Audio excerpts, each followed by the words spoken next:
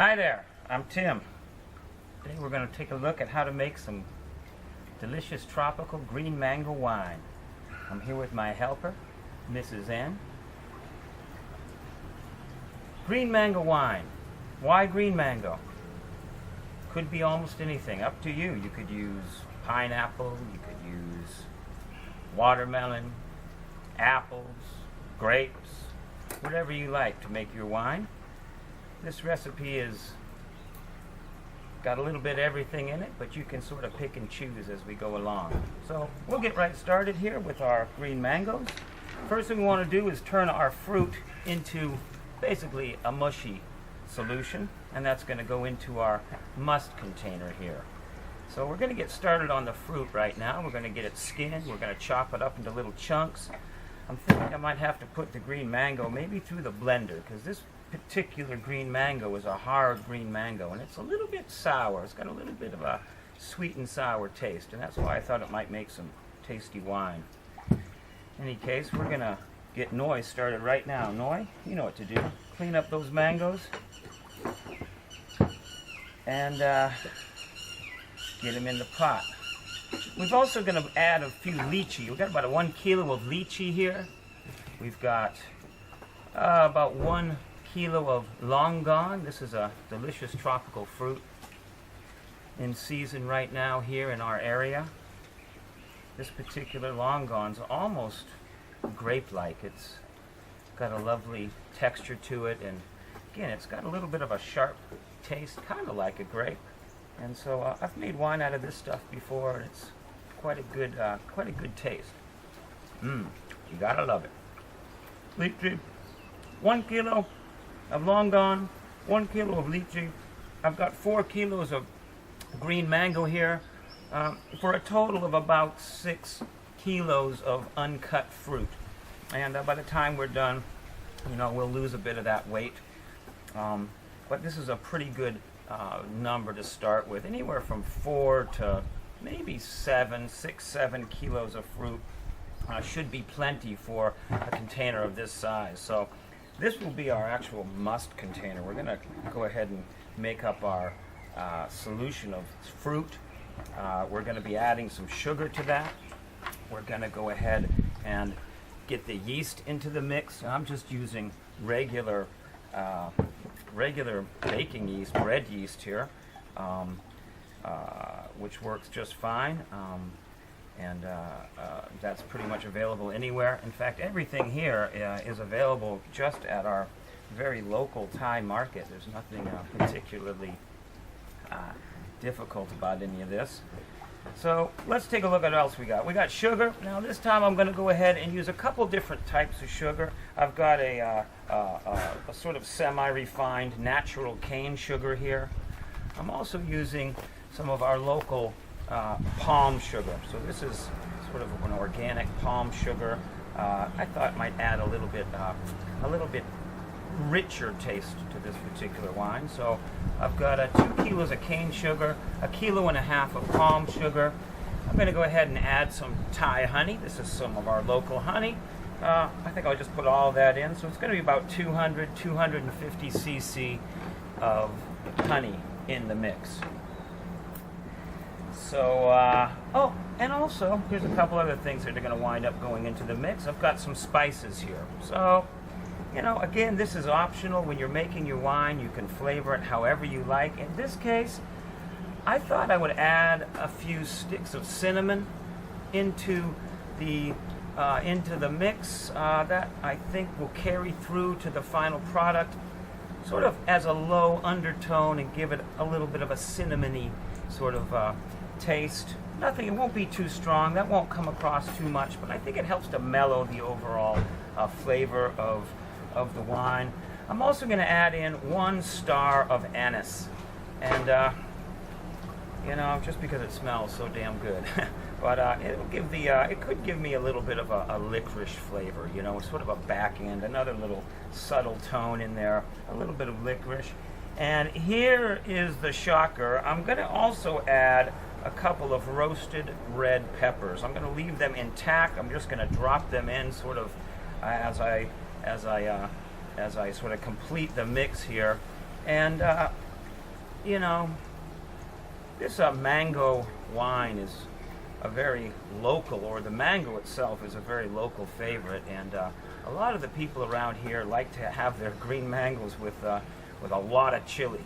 And I thought I would try to recreate a bit of the local favorite salad taste in this wine. And so I'm going to stick in a couple of chilies. The idea is that it will have just a little bit of a warm sort of afterglow, but I don't really want it to be a spicy, initial spicy bite. So I'm using this roasted red chili, a fairly mellow taste, and I'm hoping that will sort of mix in with the anise and the cinnamon flavors to give me a nice sort of rich, interesting sort of flavor sort of in the background of this wine. So anyways, I'm experimenting with those spices. You can add whatever you like as far as spice are concerned. I'm just going to put in this just because I think it might make it interesting. Another thing I'm going to go ahead and do as I complete the mix here is I'm going to go ahead and add a couple of basically a cup of strong tea. So I'm going to brew up about a cup of tea. I'm going to use 2 tea bags and basically brew up a nice strong batch of tea. And I'm going to pour that hot tea into my mix. I'm also going to toss in the tea bags with the tea inside. And the idea with the tea is tea, especially a strong cup of tea, is going to give me a little bit of a drier taste. If you ever imagine when you drink a hot cup of very strong tea, as you sort of take the swallow down, it dries out the inside of your mouth, and they call that the tonus. And it just is to me, what it does, it sort of adds an interesting change in the tone of the wine. You're sort of drinking it and it goes down wet, and then as you swallow the wine, your mouth sort of quickly dries up, and I think that helps to exaggerate the flavors in the wine and just makes it more interesting again. So I usually like a little bit of tea, a couple bags of tea in there, just sort of to dry the wine out a little bit and to add a little more interest to the flavor. And the last thing we're going to add in here is the juice of a lemon and maybe a bit of the lemon zest, the peel of the lemon. Just another interesting flavor, and I think there's probably some other good reasons to add a little bit of lemon, such as it might help to balance out the acidic or the pH balance in the wine, or again, it might provide some additional nutrients for the yeast to live on. And anyways, I'm going to give it a shot, a little bit of lime juice, and maybe just a little hint of the zest of the lime. So the idea here, this is a very busy wine, and hopefully it'll be a good wine. So now we're going to get started. Noi's hard at work over there getting the fruit ready. And the next thing I'm going to do is I'm now going to go ahead and get this sugar into some water and heat it up. So what I do is I'm going to take this pot into the kitchen. I'm going to get some boiling water going there, and then I'm going to add into it all of this sugar. So I'm going to make a thick sugary syrup by boiling up, I guess, about 4 liters of water, and getting all 3.5 kilos of my sugar into that particular pan, and that way the sugars will dissolve nicely into the water. So that's where I'm going to go now. I'm going to go heat that up. I'm going to take all the sugars inside. These will be melted down into our sugary syrup. So let me get that inside right now and get that started.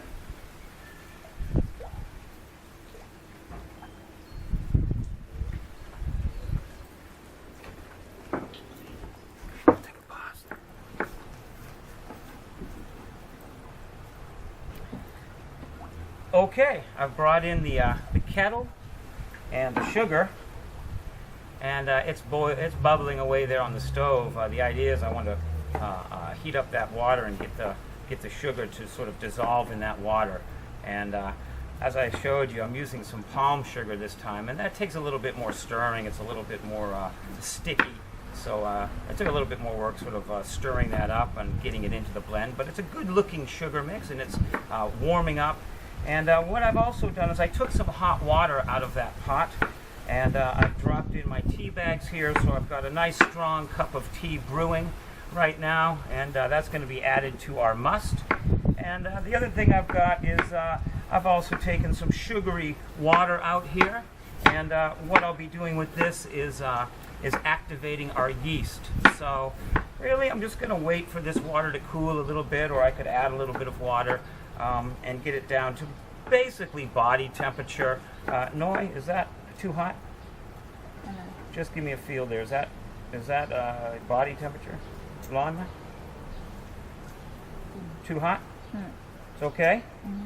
All right. Noi says that's just fine. So what we're going to do now is we're going to go ahead and put some yeast into that, and we're going to put all of our yeast in. I think I have just about exactly 4 tablespoons of just regular bread yeast, baker's yeast, and we're going to add that and activate it. You want to get that yeast started off in a nice sugary solution here, just about at body temperature. So that feels pretty good, maybe a bit warm. Just going to cool it down a little bit. I'm going to add some clean water. By the way, all the water you're using here needs to be clean. In that case, what we mean by that is this water it's purified drinking water that we get delivered to the house, and that's what we make our wine out of. Comes in bottles just like this. That's going to make a lovely carboy for the once we rack this must stage. We rack them right into these nice, clean drinking water containers. They work very well. So, okay, I've cooled down our sugary solution here a little bit. Whoops, and I'm going to go ahead and add, no problem, go ahead and add about 4 tablespoons of yeast. So, let's see if we can sort that out, something like that. And I'm just going to set that in there. I'm going to let it rest. Sometimes I let it rest. I think I'll just stir it in. Why not? By the way, I did wash my hands before I started this, and you want to make sure that you take care and keep everything just as sterile and clean as possible. On the other hand, you know, I've never really worried about it that much, and I've never had a batch of wine go off on me. So, all right, now I've got my my sugary yeast solution here standing by as we activate the yeast. I'm also going to go ahead this time and just drop my anise seed. I've got one nice clove of anise here. I'm going to drop that into the hot tea brewing over here. I'm just going ahead and lay in my cinnamon sticks into that tea and just sort of soften things up while I have the advantage of the warm water here. Just sort of brewing up a little herbal tea mix there, and that's going to go in. That's, again, as I mentioned, the back end flavor. I think I won't warm up the roasted peppers. I'm just going to put them in just like that. I don't want to pull too much flavor out of them. As I said, I haven't used chilies in wine before, but I have high hopes. Right. So we've got the sugar water is being dissolved in our water pot in the kitchen. We're activating our yeast at this time. I'm brewing some tea to give some tannins to the back end of the wine to give it a nice a dry finish later on. And I've also got a few herbs. I've got my cinnamon stick and an anise seed in there, just sort of brewing and just pulling some flavor out of those herbs. And those are going to go into our must mix. Noi is getting up on the chopping of the mangoes, and so we've peeled our green mangoes, and now, as you see here, Noi is slicing them into chunks. And the plan is we will throw those chunks into the blender with some water and mix up a bit of a mango mush and a green mango mush, and that will be added to our must pot. And while she's busy working on finishing up the carving of the green mangoes, I'm going to go ahead and get started peeling some of these fruits. Like I said, I've got several different fruits here. We've got the green mango. We've got some of these Longong, and these Longong are absolutely delicious. They grow on stalks like this on rather larger trees in some of the local orchards, and these are an absolutely delicious fruit. I just love them. So I'm going to get those into the pot, and the other one I'm just going to add about 1 kilo of very ripe lychee Lychee's in season in our area here, and why not? Also kind of a grape-like fruit. So if it looks like a grape, it's got to make good wine, is my theory. So there's a nice juicy lychee, and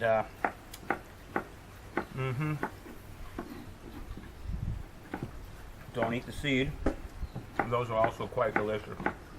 So I'm going to get started here with these other fruits, and again, we've got the green mango, we've got the lychee, we've got the Longong that we're going to put in. I like to use at least a couple of different fruits in my fruit wine.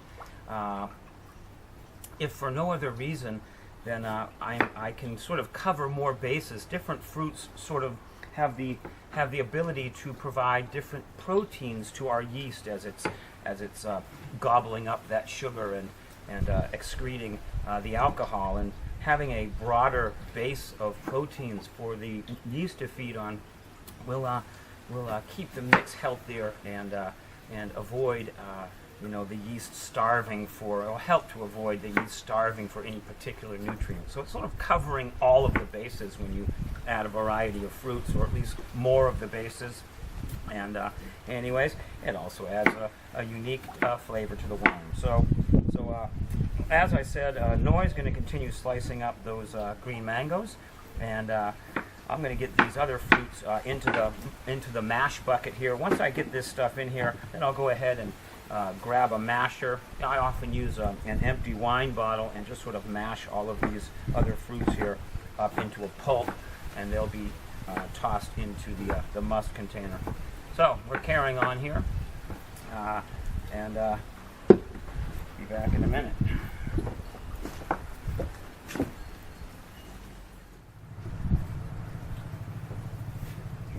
Okay, so we've got the fruit sort of underway here. So all of the Longong, Noi's just finishing up with the last of the Longong. And you know what, Noi, that's just fine. That'll be great. We got plenty in there. We got plenty of this mango. We're gonna mash up the round fruit we have, the Longong, the lychee, with the old wine bottle. This is not a bad way to sort of mix it up a bit. I don't want to liquefy the fruit really. I just want to have it able to leach the flavor out of the fruit. I don't really want to turn it into complete pulp. So I like to mash the fruit up by hand with an empty bottle. This green mango is quite a bit harder fruit, as it were, and so therefore mashing it doesn't work so well. So what I'm doing to get the mango ready for the must container is I'm putting it through the blender here. So I'm just taking some of this delicious green mango that Noi's chopped up, put a bit in the blender. I've got some clean water here.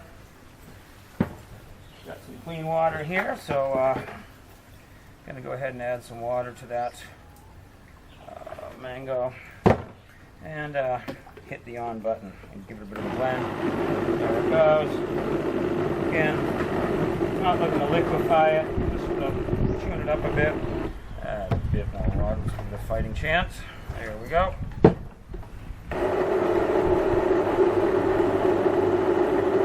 And it's getting sort of muched up there. Let me throw a bit more in there. I think we can get away with another handful or so. And let's get some mulched up mango. Right. You know, there's lots of different ways you could do this. You could go ahead and buy yourself a nice food processor or something like that. But we're doing it old style here, using the old blender, and I think it worked out just fine. A little bit more water here.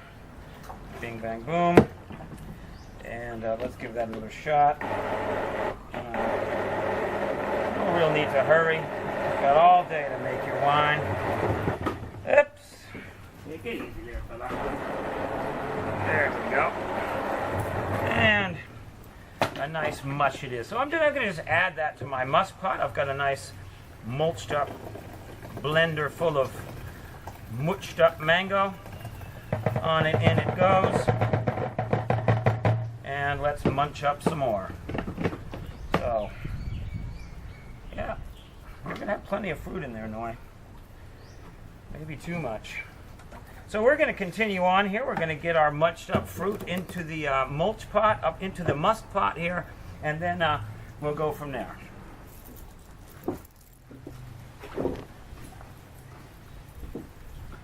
Okay, so here's where we're at. We have our mashed up fruit now. Again, we've taken our Longong and our lychees and mashed them up and put them into the musk container. We've also peeled and chopped up our green mangoes. No, it's not coming out. It's just wet on the outside. Yeah, I'm sure. And we've got our diced up fruit. Well, with the mangoes, I put them through the blender. So there's a bit of extra water in here. It's not just mashed fruit. It's also water. I added some water to the blender as I was blending it up. So that's what we got in here right now. I've also got our container of dissolved sugar. So I've got my 2.5 kilos of cane sugar and my 1.5 kilos of palm sugar here. It's all been heated up and it's kind of a nice syrupy texture now. Okay, so what I'm going to do is I'm going to go ahead and add this fairly hot water. It's not boiling, but it's pretty darn hot right now. I'm going to go ahead and add that now into the musk mix. I've got the fruit in there, a bit of water, and now in goes this hot sugar water. Make sure you don't burn yourself, but I'm just going to go ahead and dump it right in there. Should be right. Here we go. There it goes. In it goes, our nice sugary, syrupy mix. Down it goes to the bottom of the pot. And I want to get right into moving that around a bit. So out comes the stirring stick, and I just want to mix that warm water nicely into the mixed up fruit there, the blended up fruit. So I want to mix that all together at this point. I use a piece of PVC tubing here for my stirring stick, but you could use almost anything. I did clean this off. What I use before we get started here is I use a baking soda for cleaning everything up and rinse out the musk container and clean off all of the instruments we're using here to prepare this wine. Get a good washing and then a rinse down in a baking soda solution. Okay, so we're getting things stirred up here. And now what we want to do is add our final ingredients. One thing we have here is our hot tea mixture. So here's our hot tea. Earlier I soaked some cinnamon in there. The anise is in there. And I'm just going to leave the tea bags in. I'm just going to go for lots of tannins in this wine. So I'm just going to go ahead and dump that in, and the herbs, and there you go. They're going to add a little flavor to the brew here. And I'm going to give the old sugar pot a bit of a rinse out here, get the last little bits of sugar out. That's going to be just fine. There we go. In you go. Bam. Okie doke. Done with that. And very good. I'm going to go ahead and add a bit of lime. Okay, so we're going to have a little zest of lime in here. So we're just going to take a little bit off the skin. I heard somewhere that this would add a bit of flavor, so we're going to give it a try. Let's give it a try, huh? Half the fun of home making wine is that it's up to you. You can do pretty much whatever you want here, and you got to follow the golden rule, though. If you make it, you got to drink it, and so you do have to operate within your own limitations. In my case, I could drink pretty much anything, so I'm fearless when it comes to making wine. There we go. We've got some zest of lime. Gonna juice this fellow and get the juice of one lime into our 18-liter container. There we go. Juice of one lime. There you go. And in it goes into the mix. And we're done with that little thing. Okie doke. Now, really the last thing we're going to add is our yeast mixture. And if you take a look over here, you will see that our yeast mixture is doing very well. It's yeasting itself right out of the starter container there, but we have begun the activation process, so we are activating the yeast, and what I want to do now is just make sure that the water in the must container is of the right temperature. If the water is too hot at this point, you can kill off the yeast. If it's too cold, that doesn't do anything good either. You really want to have this at, again, as a rough guideline, body temperature. That's what I'm shooting for. It's a bit warm right now because that sugar water had been heated up. So, let's give that a bit of a stir. And check the temperature. Noi, is that a body temperature? About right? It's about right. Take a little bit more. We'll cool her down a little bit more. Better have it slightly too cool than too hot, I would say. If it's too cool, the yeast have already got a start. They've already gained a foothold on life, and they'll probably be fine. So again, a bit of a stir up here. And now I'm going to go ahead and add the yeast mixture. So again, all I did here is I activated the yeast. I took a scoop of the sugary water out as I was dissolving it on the stove. I put it in the container here.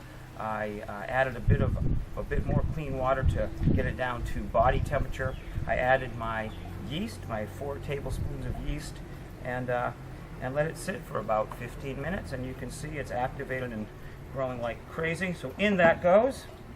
Bees love it. Hey, fella. Yeah, you like that, do you? Right, so that's just fine, and, hey, it's a little too fine there, pal. And let's rinse out that yeast container. And really, you know what? We're just about done here. Gonna get the dregs of the yeast in here. I'm gonna add my secret ingredients, my 2 dried peppers. They're gonna go in the mix. Now I'm gonna give this fella a good stir. I'm going to top it up with water, and off she goes. I'm going to put the airlock on it and wait for the first bubbles to start appearing. So let me get this stirred up. Let me get it topped up with water, and we'll move our must mixture into the must area.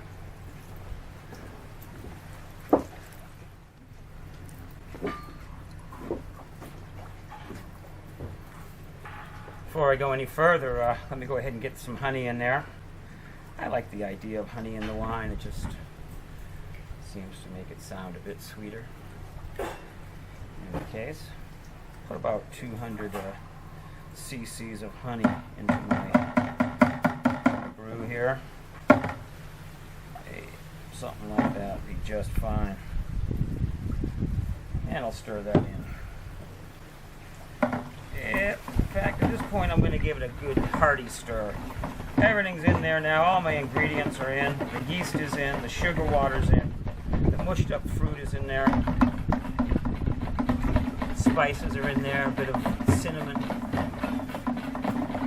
couple of roasted chilies for the back end. Nice big stir. Let's get all those flavors mixed up and doing their thing.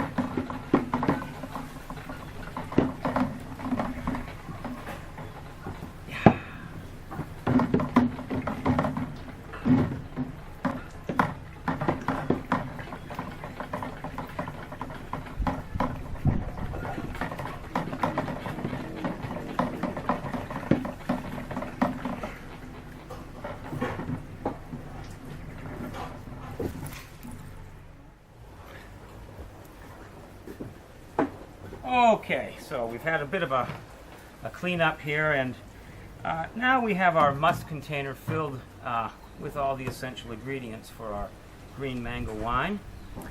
We've got the mashed up fruit in here, the heated up dissolved sugar water, some activated yeast, our spices, some cinnamon, and a few little odds and ends. We've got the honey in here now, and it's all getting ready to begin percolating, if you will. So now what we're going to do is put our must container in a quiet corner in the house here, and we're going to sit back and wait. For me, it was one of the moments of anxiety in the making of the wine is the time period between when you've sort of mixed everything together and the moment when it begins to come alive, if you will. It begins breathing. And so I've got the airlock on here at this point. That sort of helps me to see when the yeast sugar reaction is beginning to take place. And really through all of the next 5 or 6 days, I'll be leaving the airlock on and just opening this mixture up and giving it a good solid stir once or twice a day. I sort of get in there and just stir the hell out of it and put the cap back on, and that seems to have been working pretty good for me so far. In any case, we'll leave it at that for now, and let's wait and see if the mixture will begin bubbling.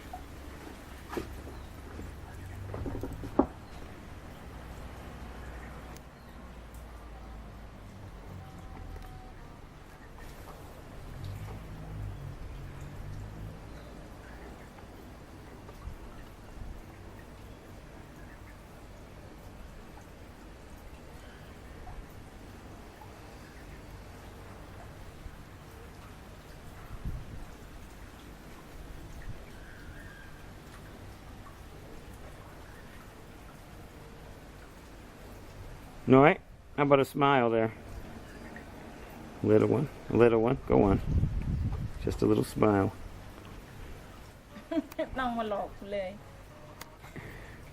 Noi loves making wine. It's one of her favorite things to do.